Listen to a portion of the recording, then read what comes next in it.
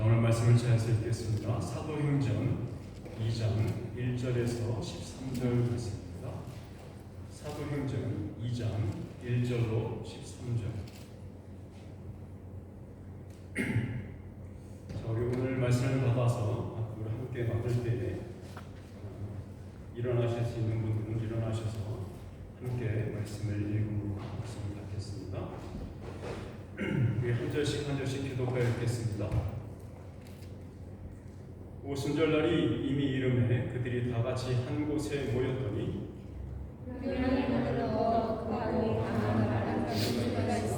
그들이 앉은 온 집에 마치 불의 혀처럼 갈라지는 것들이 그들에게 보여 각 사람 위에 하나씩 임하여 있더니 그들이 다 성령의 충만함을 받고 성령의 말하게 하심을 따라 다른 언어로 말하기 시작하니라. 그때 경건한 유대인들이 천하 각국으로부터 와서 예루살렘에 머물러 있더니 이주가 남에 큰 무리가 모여 각각 자기의 방언으로 제자들이 말하는 것을 듣고 소통하여 다 놀라 신기하게 여겨 이르되 보라, 이 말하는 사람들이 다 갈릴리 사람이 아니냐? 우리가 우리 각 사람이 나누고 방언으로 듣게 된 것이 어찌 되느냐? 우리는 바데인과 메데인과 엘람인과 또 메소포타미아, 유대와 갑바도기아, 본도와 아시아, 프리기아와 빌리아, 애국과 빌레에 가까운 리비아 여러 지방에 사는 사람들과 로마로부터 온 아르메, 유대인과 유대교에 들어온 사람들과 그레데인과 아라비아인들이라 우리가 다 우리의 각 언어로 하나님의 큰 일을 말함을 듣는도다 하고 다 놀라며 당황하여 서로 이르되 이 어찌 된 일이냐 하며 함께 읽습니다. 또 어떤 이들은 조종하여 이르되 그들이 세술에 취하였다. 아멘. 자리 앉으시고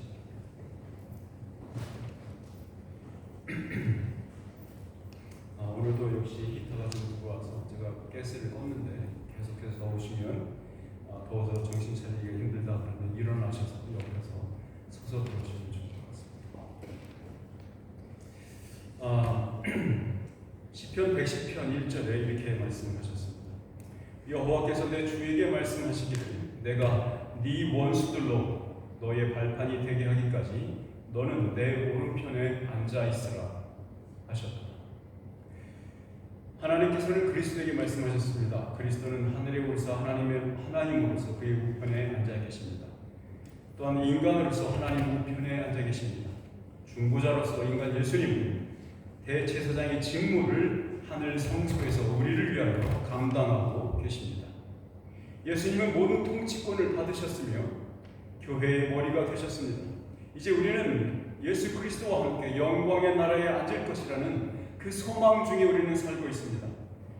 하나님의 오른편에 앉으신 예수 그리스도는 우리의 이름을 중보기도에 자신의 중보기도 리스트에 올려놓으셨습니다.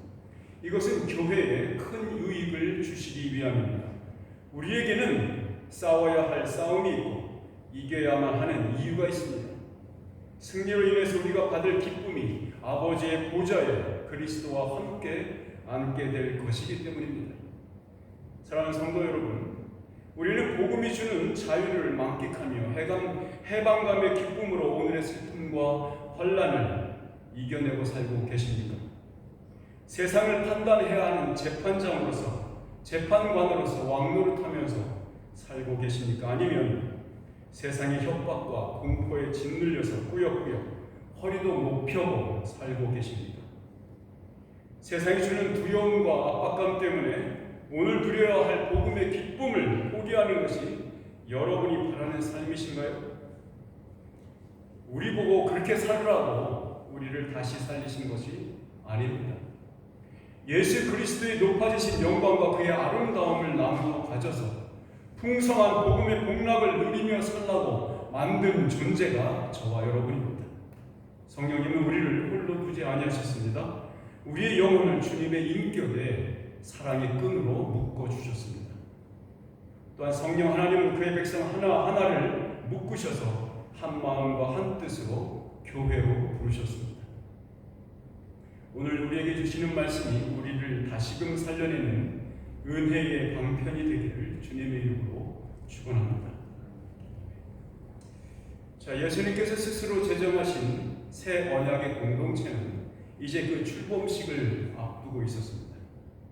본문 말씀은 오순절날이 이미 이르매라고 시작되고 있었죠.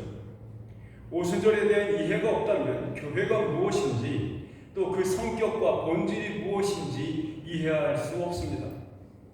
이 날은 세계사에 있어서도 굉장히 큰 전환점이 된 날입니다.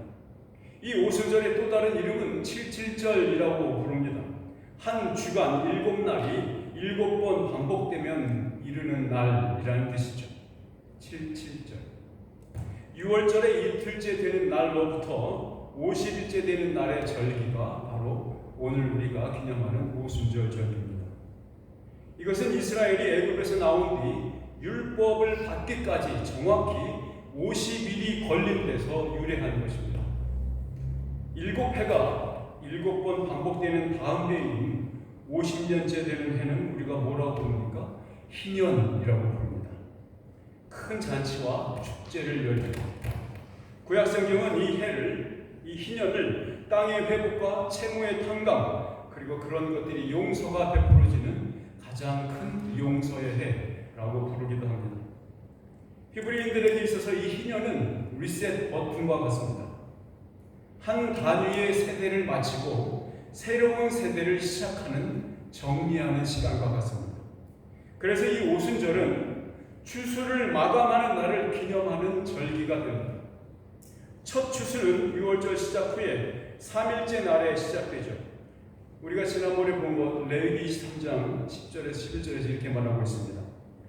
이스라엘 자손에게 말하여 이르라 너희는 내가 너희에게 주는 땅에 들어가서 너희의 곡물을 거둘 때에 너희의 곡물의 첫 이삭 한 단을 제사장에게 가져갈 것이요 제사장은 너희를 위하여 그 단을 여호와 앞에 기쁘게 받으심이 되도록 흔들되 안식일 이튿날에 흔들 것이니 우리는 이 말씀이 예수 그리스도께서 6월절 어린 양으로 희생당하시고 3일 만에 다시 사심으로 부활의 첫 열매의 추수가 되신 것을 예언한 것이라고 배웠습니다. 예수님의 부활로 시작되는 추수를 예언한 말씀은 이 오순절날이 되어서는 그 추수를 마치는 절기로 지키는 것입니다. 레위기 23장 15절에서 17절에서 이렇게 말합니다. 안식일 이튿날 곧 너희가 요제로 곡식단을 가져온 날로부터 세어서 7 안식일의 수효를 채우고 7 안식일 이튿날까지 합하여 50일을 대수하여 새 소재를 여호와께 드리되 너희의 처소에서 10분의 2 에바로 만든 떡 2개를 가져다가 흔들지니 이는 고운 가루에 누룩을 넣어서 부은 것이요 첫 요제로 여호와께 드리는 것이며 라고 기록되어 있습니다. 예수님의 부활을 상징하는 첫 번째 그 흔드는 제사 곡물의 첫 이삭 한 단이었다면 두 번째 그리고 추수의 마지막 제사는 떡 2개를 가져다가 흔드는 제사입니다. 첫 번째 요제와 두 번째 요제 사이의 유사점은 흔드는 제사라는 것이고 드리는 물질도 다르고 그 숫자도 다릅니다. 이삭 한 단으로 드린 첫 제사는 떡 2개로 바뀌죠. 이것이 무엇을 의미할까요? 또 오늘 우리가 보고자 하는 오순절과는 이것은 어떤 관계가 있을까요? 그리스도의 부활을 첫 열매 혹은 첫 추수한 추수한 첫 이삭 한 단으로 본다면 오순절 성령의 부으심과 진리의 말씀은 마지막 열매 혹은 첫 이삭의 떡 2개입니다. 23장 20절 레위기에 이렇게 써 있습니다. 제사장은 그 첫 이삭의 떡과 함께 그 2마리 어린 양을 여호와 앞에 흔들어서 요제를 삼을 것이요 이것들은 여호와께 드리는 성물이니 제사장에게 돌릴 것이며 라고 써 있습니다. 떡 2개와 2마리 어린 양이 오순절 절기의 제사에 필요한 예물입니다. 숫자 하나는 히브리 사유에 있어서 시작을 의미하고 둘은 마침을 의미합니다. 그러므로 오순절은 추수가 온전히 그리고 거룩하게 마쳐졌음을 기뻐하는 절기가 오순절입니다. 그러면 오늘 본문의 오순절 날에 추수한 열매는 무엇이었을까요? 사도행전 2장 41절에 말하기를 이렇게 말합니다. 이날에 신도의 수가 3,000이나 더하더라. 베드로의 설교에 듣고 오호라 우리가 어찌할꼬 했던 사람들이 그 중에 3,000명이 예수 그리스도를 외수로 구주로 시인하고 영접한 사건입니다. 이 말씀은 추수의 하나님께서 이 날에 사도들을 성령을 통하여 도우시고 효과적으로 열매를 맺으시는 사역을 하게 하셨고, 그 결과 사도들은 하나님에게 첫 열매로 3,000이나 더하는 믿는 자들을 열매로 바쳤다는 것입니다. 그러면 첫 오순절 날은 율법을 받은 날인데요, 시내산에서 그 일이 있었죠. 모세의 시내산 말이죠. 그러면 마지막 오순절 절기는 무엇을 받을까요? 그러니까 시내산에서는 오순절 날 무엇을 받았습니까? 토라, 율법을 받았습니다. 그러면 시온산 교회인 우리들, 그리고 시온산에 세워진 주님의 교회에서 오순절 날은 무엇을 받았을까요? 네, 복음을 받은 것입니다. 자, 모세와 이스라엘 백성들은 2월절로부터 50일째 되는 날 율법을 받았습니다. 그래서 오순절은 율법의 절기라고도 부릅니다. 자, 오순절은 구약 성경에 구체적으로 예언된 그대로 성취됐습니다. 이사야 선지자가 이렇게 예언한 적이 있습니다. 이는 율법이 시온에서부터 나올 것이요 여호와의 말씀이 예루살렘에서부터 나올 것입니다. 이 오순절에 행하는 행사를 히브리인들은 마탄 토라라고 부릅니다. 그 의미는 토라를 선물로 받음이라는 뜻입니다. 모세의 시내산에서 율법인 토라를 선물로 받았던 것처럼 지금 사도들과 제자들은 복음을 선물로 받고 있는 겁니다. 첫 시내산 율법은 천둥과 번개 속에서 두려움으로 받았습니다. 72인 장로들은 두려워서 덜덜 떨었고, 모세의 등을 떠밀어서 야, 네가 가서 듣고 와라. 나는 여기서 무서워 죽겠다. 나는 죽을까 봐 무섭다. 네가 가서 듣고 나한테 얘기를 해줘 라고 72인 장로들은, 또 이스라엘 백성들은 모세의 등을 떠밀었죠. 그러나 오늘은 그 복음은 두려움도 천둥과 번개도 없이 하늘로부터 내려오신 성령님께로부터 받게 됩니다. 그 복음은 커다란 기쁨으로 성도들의 머리에 내려와 마음속에 거하십니다. 이 거하심은 연속적이었습니다. 믿음은 성령의 내주하심의 열매요, 그 증거입니다. 그러므로 우리에게 믿음이 있는 한, 그리고 그 믿음의 진보와 성숙을 원하는 갈망이 있다는 것은 성령님이 저와 여러분 안에 있다는 것, 그 거하시고 계시다는 것을 증명하는 증거입니다. 그러면 오늘 말씀 속에서 누가 성령을 받았습니까? 여전히 그날도 지나온 날 동안 늘 그렇게 했듯이 12사도들과 제자들은 합쳐서 120여 명 되는 그 사람들은 한데 모여서 기도했고 기다리고 있었습니다. 기다리는 것밖에 달리 할 수 있는 게 없었죠. 우리의 하나님은 행동하시는 하나님이십니다. 친히 말씀하시는 하나님이세요. 그가 이렇게 약속하셨습니다. 첫 불순종의 죄가 창조의 심장부에 꽂혔을 때 그분은 내려오셔서 남자와 여자에게 말씀하심으로 이들의 악함을 드러내시고 이들을 벌하셨습니다. 그러나 그 하나님은 이들에게 약속을 주셨죠. 그분은 이 세상의 일에 관심을 갖고 계시고 여전히 무엇인가를 지금도 하고 계시는 분입니다. 십자가에 달리시던 날 새벽 법정에 선 예수님께서 이렇게 약속하신 적이 있습니다. 내가 너희에게 이르노니 이후에 인자가 권능의 우편에 앉아있는 것과 하늘 구름을 타고 오는 것을 너희가 보리라. 마태복음 26장 24절에 써 있습니다. 또 사도행전 1차 4절에 이렇게 써 있습니다. 사도와 함께 모이사 그들에게 분부하여 이르시되 예루살렘을 떠나지 말고 내게서 들은 바 아버지께서 약속하신 것을 기다리라. 요한복음 15장 26절에 예수께서 이렇게 약속하십니다. 내가 아버지께로부터 너희에게 보낼 보혜사 곧 아버지께로부터 나오시는 진리의 성령이 오실 때에 그가 나를 증언하실 것이요. 구약의 약속은 무엇을 기다리는 겁니까? 네, 메시아입니다. 신약의 약속은 무엇을 기다리는 것입니까? 성령님이십니다. 우리가 그분의 신성에 동참한다는 약속입니다.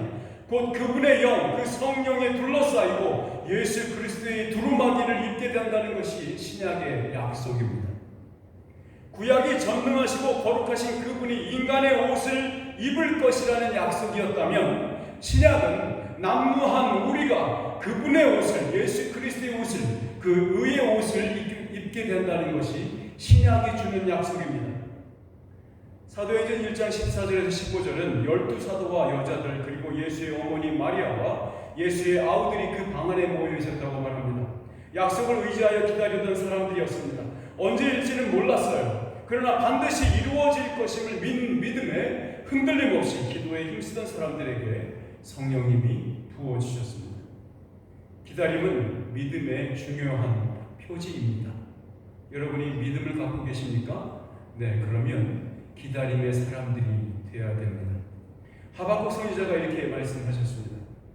이 묵시는 정한 때가 있나니 그 종말이 속히 이르겠고 결코 거짓되지 아니하리라. 비록 더딜지라도 기다리라. 지체되지 않고 반드시 응하리라. 이들은 한 곳에 모였습니다. 성령님은 한 곳에 같이 모여있는 이들에게 임하셨습니다. 성령님은 화합과 평강, 연합, 친목의 영이시기 때문에 불화나 다툼이나 분열이나 파당이 없는 곳에서 일하시는 것을 선호하십니다. 왜냐하면 성령님 자체가 본질적으로 연합과 사랑이시기 때문에 그렇습니다. 성령님은 성부와 성자를 완전한 사랑으로 묶으시는 영이십니다. 그러기에 성령님은 우리의 영혼을 주 예수 그리스도와 연합하여 묶으시는 사랑의 매듭으로 우리에게 보내지신 겁니다. 그러므로 다 같이 한 곳에 모인 하나님의 백성의 연합체는 성령님이 역사하기에 합당한 모습이었습니다. 그러면 하나님과 예수 그리스도는 성령님을 어떤 방식으로 보내셨을까요? 오늘 읽은 말씀의 2절에 이렇게 써 있습니다. 호련히 하늘로부터 급하고 강한 바람 같은 소리가 있어 그들이 앉은 온 집에 가득하리라. 네, 성령은 갑자기 호련히 임하셨습니다. 일반적으로 갑작스러운 것들은 우리를 놀라게 하죠. 그 놀라움은 우리로 하여금 위를 쳐다보게 합니다. 성령님이 호련히 임하신다는 것은 그 안에 어떤 거짓과 기만이 있을 수 없으며 함께 행해지는 기적이 진실하다는 것과 그것이 위험이 있다는 것을 보여주는 방식입니다. 갑자기 임하시는 것이 뜻하는 것은 인간이 기대하거나 예상할 수 있는 방식이 아니라는 데 있습니다. 인간이 만들 수 있는 어떤 것이 아니라는 것입니다. 신적인 행사들은 언제나 인간을 놀라게 하고 당황스럽게 만듭니다. 성령님께 그 주도권이 있다는 것을 말하는 것입니다. 성령님은 하늘로부터 내려오셨습니다. 하늘로부터 내려오시는 성령님의 목적은 우리의 영혼을 하늘을 향해 끌어올리시고자 합니다. 우리를 향해 하늘로 우리를 인도하고 하늘의 마음을 품게 하는 것, 그것이 성령님이 임하시는 하늘로부터 내려오시는 목적이십니다. 성령님의 하나님으로서의 지위와 그 위엄을 드러내는 장소, 그것이 바로 하늘입니다. 요한일서 4장 1절에 이렇게 말합니다. 사랑하는 자들아, 영을 다 믿지 말고 오직 영들이 하나님께 속하였나 분별하라 라고 써 있습니다. 땅에서 올라오는 것은 땅에 속한 것입니다. 하늘에서 내려오는 것이라야만 하늘에 속한 것입니다. 우리 안에서 일어난 역사가 하늘에 속한 것이라면, 하늘에서 온 것이라면 그것은 반드시 하나님의 영, 성령님의 일입니다. 그러므로 성령님은 우리로 하여금 하늘의 복락을 누리게 하며 하늘의 지위와 직분을, 그리고 그에 따른 자부심과 또한 정체성을 갖게 합니다. 비로소 우리는 위의 것을 바라볼 수 있습니다. 하늘로부터 임하시는 분이라야만이 우리를 하늘로 인도하실 수 있습니다. 성령님은 하늘에서 바람처럼 내려오셨습니다. 성령님을 비유하는 데에 바람처럼 적절한 것이 없죠. 이 세상에서 실체를 지닌 모든 것들 중 바람이 그 실체를 볼 수 없는 것이기 때문이었을 것입니다. 바람은 바람의 영의 본질을 설명하고 보여주기에 가장 적절합니다. 바람은 빠르고 역동적입니다. 그래서 인간은 그 바람이 어디서 왔는지 어디로 갈지 예측할 수 없습니다. 창세기에서 사람을 만들 때 이 바람이 쓰였습니다. 여호와 하나님이 땅의 흙으로 사람을 지으시고 생기를 그 코에 불어넣으시니 사람이 생명이 된지라. 창세기 2장 7절입니다. 숨 그리고 바람의 의미를 모두 갖는 단어입니다. 그 코에 생기를 불어넣으심으로 생명이 되게 하신 창조의 사역이 다시 이 오순절날 우리 앞에 실현되고 펼쳐지고 있습니다. 성령님은 자유롭게 역사한다는 면에서 바람에 비유됩니다. 바람이 임의로 불 때처럼 성령도 임의로 임하십니다. 하나님의 손길이 급하고 강한 바람으로 오셨습니다. 예수님께서는 약속하신 대로 기도로 기다리던 그들에게 성령님을 부어주셨습니다. 성령의 역사는 대단히 강해서 너무도 완강하고 교만한 자라도 뒤흔들고 돌같이 단단한 마음도 산산조각 내 버리십니다.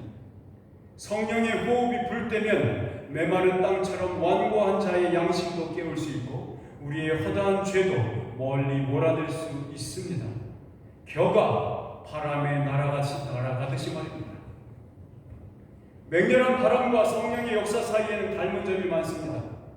먼저 누구도 저항할 수 없습니다. 핑계할 수 없는 추상 같은 심판의 언어로 오십니다.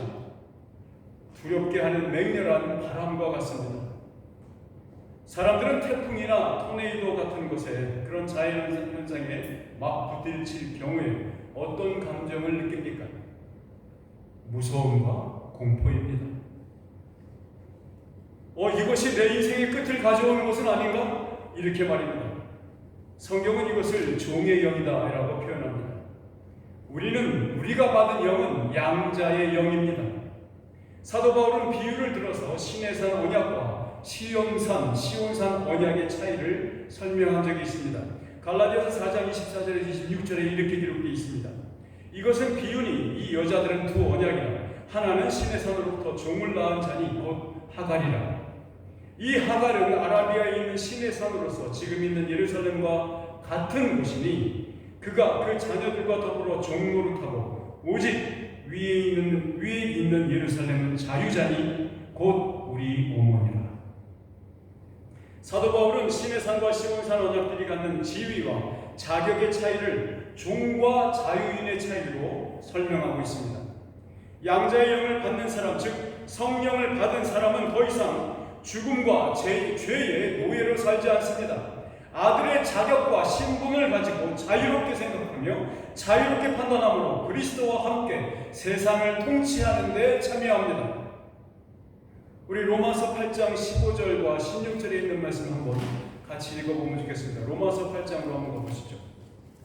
로마서 8장 15절에서 16절입니다. 로마서 8장 15절에서 16절 같이 한번 큰 소리로 읽읍시다. 시작.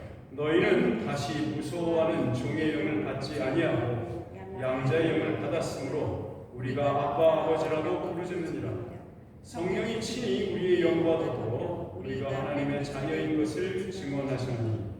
아멘. 이 급하고 강한 바람은 우리가 그토록 오래도록 기다려온 바로 그 님이십니다. 성령은 혀의 모습으로 임하셨습니다. 성령님께서 사도들과 제자들을 성령으로 충만케 하시사 은혜를 받게 하신 이유는 다른 많은 사람들과 은혜를 나누게 하시고자 함이셨습니다. 그러면 혀의 모습은 성령님이 하나님의 말씀에서 나왔음을 상징하는 것입니다. 성령님은 하나님의 혀와 같이 일하십니다. 성령님의 하나님의 음성을 표현하시는 분이고 하나님의 뜻을 말씀하시는 분이 바로 성령님이십니다. 그래서 혀의 모습으로 오신 것입니다. 하나님의 영이 그의 모든 지혜가 솟아나는 근원이라고 말한다면 혀는 그 지혜와 지식을 사람들에게 가르치는 통로입니다.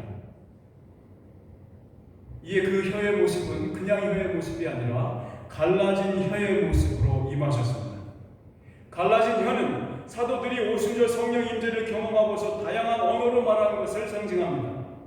히브리어나 아람어 혹은 시리아어가 아닌 이방인들을 구원으로 부르기 위해서 이방인들의 언어를 가져야만 했습니다.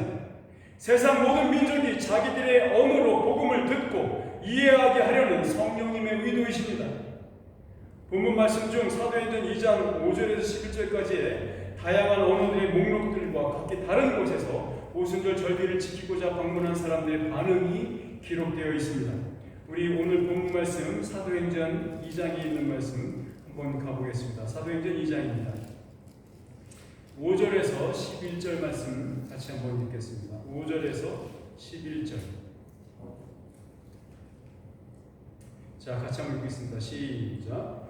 그때에 경건한 유대인들이 천하 각국으로부터 와서 예루살렘에 머물러 있더니 이 소리가 나매 큰 무리가 모여 각각 자기 방언으로 제자들이 말하는 것을 듣고 소동하여 다 놀라 신기하게 여겨 이르되 보라, 이 말하는 사람들이 다 갈릴리 사람이 아니냐. 우리가 우리 각 사람이 난 방언으로 듣게 되는 것이 어찌 됨이냐. 우리는 바데인과 메데인과 엘람인과 또 메소포타미아, 유대와 가파도기아, 본도와 아시아, 부르기아와 밤빌리아, 애굽과 및 구레네에 가까운 리비아 여러 지방에 사는 사람들과 로마로부터 온 나그네 곧 유대인과 유대교에 들어온 사람들과 그레네인과 아라비아인들이라. 우리가 다 우리의 각 언어로 하나님의 큰 일을 말함을 듣는도다. 성령님은 불의 혀의 모습으로 임하셨습니다. 하나님께서 모세를 처음으로 만나는 장면에서도 불을 통하여 자신의 임재를 표현하신 적이 있습니다. 사도들의 말에 효력과 열정이 있음을 상징합니다. 또한 불은 뜨거운 열만 갖고 있을 뿐만 아니라 어두움을 내쫓는 빛을 발합니다. 이 뜨거움과 깨달음의 빛은 바로 당일날 이렇게 표현되어 있었습니다. 사도행전 2장 37절입니다. 그들이 이 말을 듣고 마음에 찔려 베드로와 그 다른 사도들에게 물어 이르되 형제들아, 우리가 어찌할꼬 하거늘. 이것이 불의 효과입니다. 사람의 혀로는 세상을 뒤집을 수 없습니다. 사도들과 제자들의 혀 속에 불이 들어가야만 했습니다. 생명의 영이 사도들의 설교 속에 들어가야만 합니다. 듣는 자의 마음을 뜨겁게 하는 설교가 요구되었던 상황입니다. 불이 마른 풀밭 전체를 삽시간에 삼키듯이 복음의 불이 저들의 영혼에 옮겨 붙어야만 합니다.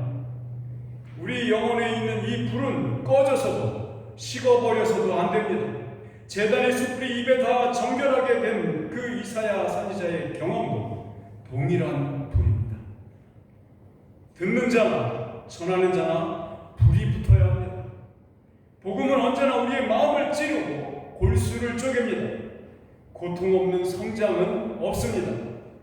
불은 우리를 고통 속으로 몰아넣지만 연단과 인내 그리고 소망은 달디단 열매로 나옵니다.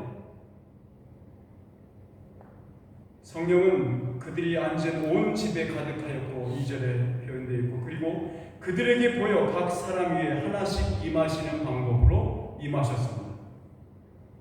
성령님은 그 방 안에 모여있던 120명의 제자들 모두에게 임하셨을 뿐만 아니라 한 사람 한 사람 모두의 머리 위에 임하여 계셨습니다. 성령이 잠시 임재를 보여주시고는 떠나지 않으셨다는 겁니다. 요한복음 1장 33절에 이 일이 먼저 발생했던 기록이 있습니다. 나도 그를 알지 못하였으나 나를 보내어 물로 세례를 주라 하신 그이가 나에게 말씀하시되 성령이 내려서 누구의 위에든지 머무는 것을 보거든 그가 곧 성령으로 세례를 베푸시는 이인 줄 알라 하셨기에, 세례 요한이 받은 구원자가 누구인지에 대한 계시, 그것은 두 가지로 요약됩니다.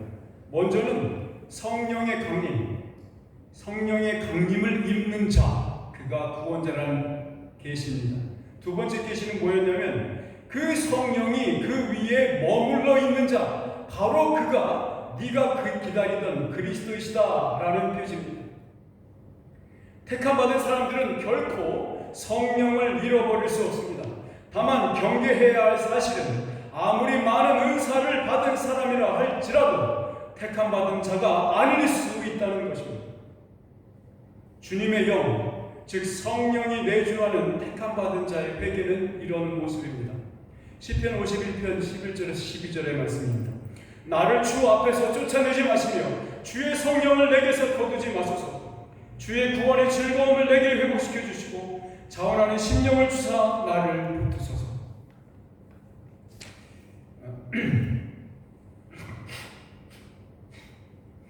저는 이 말씀 볼 때마다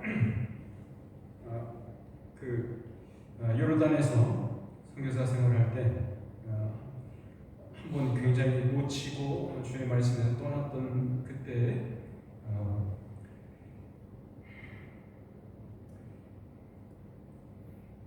그 회개의 성령을, 회복의 성령을 구하면서 읽었던 말씀에서 어쨌든 이것이 택함받은 자의 회개가였습니다. 죄를 지은 뒤 부르짖었던 다윗의 비명소리입니다. 우리 모두가 성령을 받은 사람이기에 우리의 회개는 이와 같아야 합니다. 다윗은 죄에 빠졌을 때 마음의 기쁨을 잃어버렸습니다. 양심의 순결도 놓쳤습니다.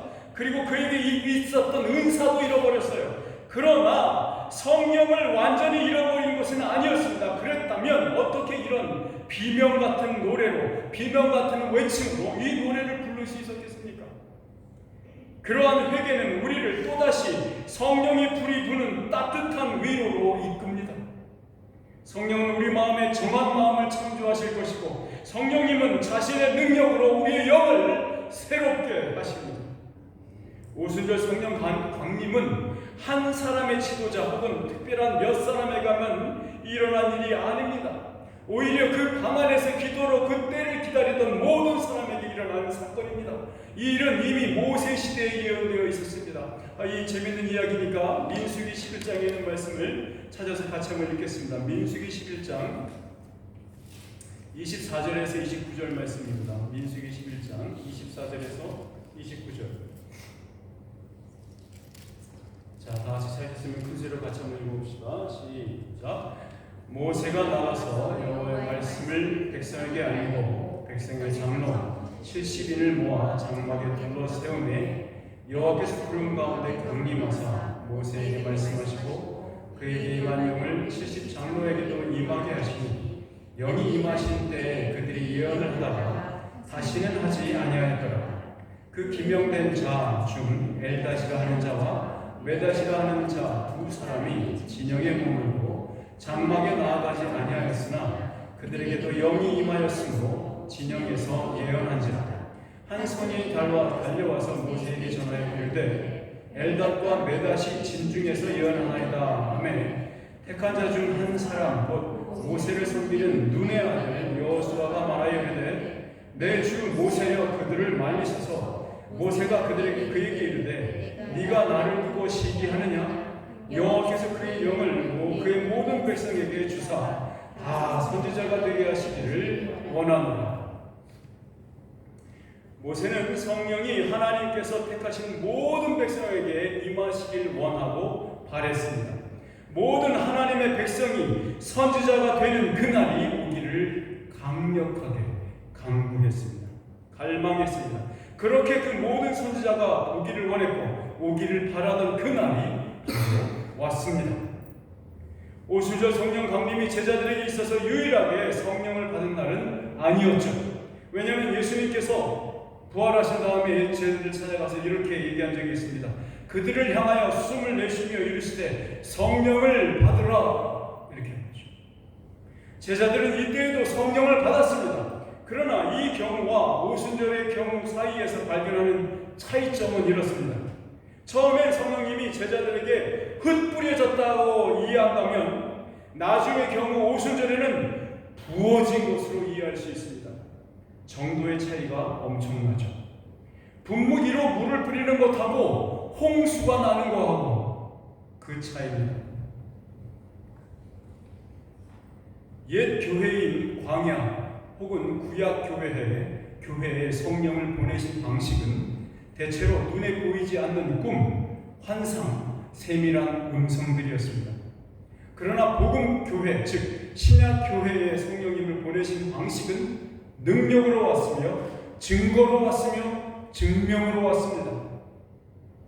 요한복음 14장 16절에 17절에 이렇게 약속하신 성령이 성경대로 성취된 것이 표현되어 있습니다. 내가 아버지께 구하겠으니 그가 또 다른 보혜사를 너희에게 주사 영원토록 너희와 함께 있게 하리니 그는 진리의 영이라 세상은 능히 그를 받지 못하나니 이는 그를 보지도 못하고 알지도 못함이라. 그러나 너희는 그를 아나니 그는 너희와 함께 거하시며 또 너희 속에 계시겠습니다. 아멘. 메시아가 오실 것이라는 구약의 믿음의 내용은, 그 약속은 예수 그리스도가 성육신, 사신, 그리고 죽으심으로 성취되었습니다. 이제 성령님이 오실 것이라는 신약의 약속은 오순절 날에 충만히 임하심으로 완결되었습니다. 예수 그리스도의 무덤으로 다신 사심은 하나님 아버지를 기쁘게 하시는 부활의 첫 열매였습니다. 오늘 이 날이 출범 기념하는 오순절은 부활의 마지막 열매인 교회의 출범식과 같습니다. 오늘은 주님의 몸된 교회가 오순절 성령 강림을 통해 온전히 섰음을 선포하는 날입니다. 우리 창세기 11장에 있는 말씀으로 한번 가보겠습니다. 창세기 11장. 자, 7절에서 9절 말씀을 보겠습니다. 7절에서 9절.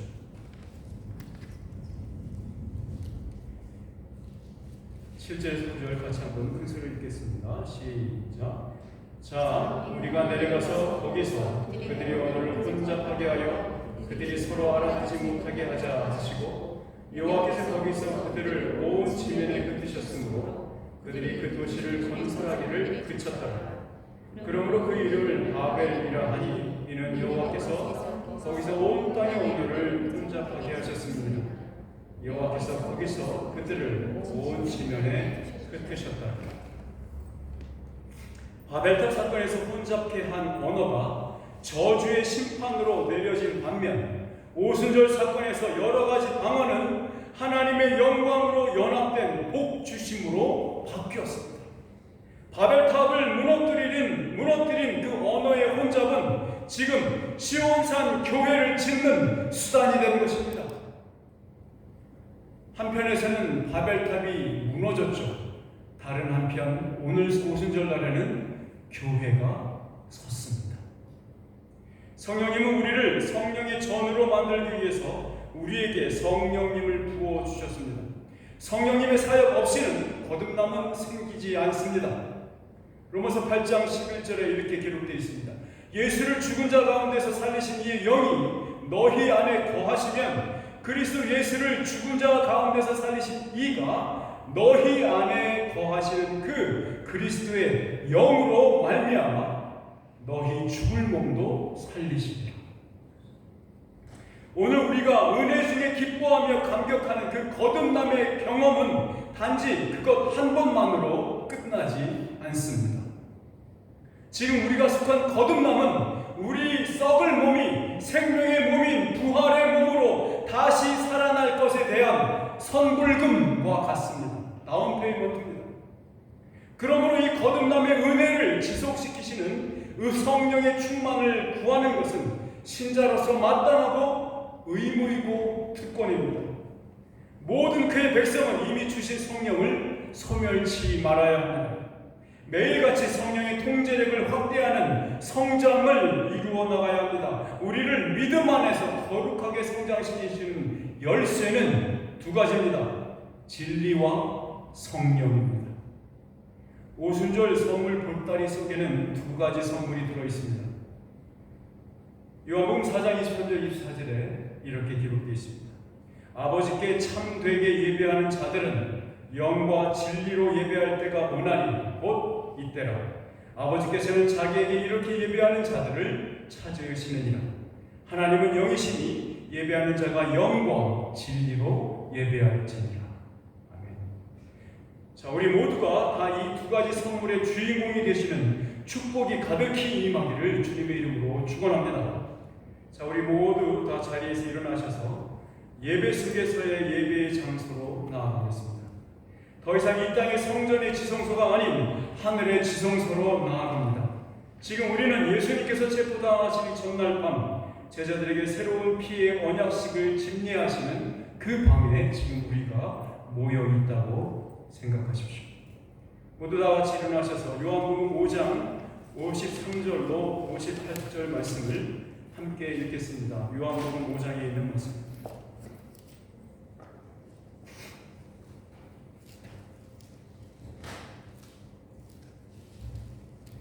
그리고 이 말씀을 읽고 나서 잠시 조용히 기도하는 시간을 갖겠습니다.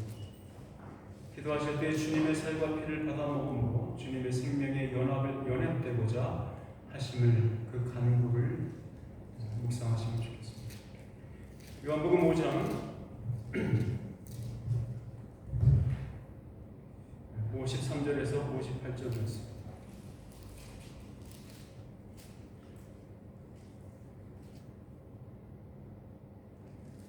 요한복음 5장이 아닙니다. 죄송합니다. 6장입니다. 53절에서 58절 우리 큰 소리로 같이 읽겠습니다. 시작. 예수께서 이르시되 내가 진실로 너희에게 이르노니 인자의 살을 먹지 아니하고 인자의 피를 마시지 아니하면 너희 속에 생명이 없느니라. 내 살을 먹고 내 피를 마시는 자는 영생을 가졌고 마지막 날에 내가 그를 다시 살리리니 내 살은 참된 양식이요 내 피는 참된 음료로다. 내 살을 먹고 내 피를 마시는 자는 내 안에 거하고 나도 그의 안에 거하나니 살아계신 아버지께서 나를 보내시니 내가 아버지로 말미암아 사는 것 같이 나를 먹는 그 사람도 나로 말미암아 살리라. 이것은 하늘에서 내려온 떡이니 조상들이 먹고도 죽은 그것과 같지 아니하여 이 떡을 먹는 자는 영원히 살리라. 아멘. 잠시 기도하는 시간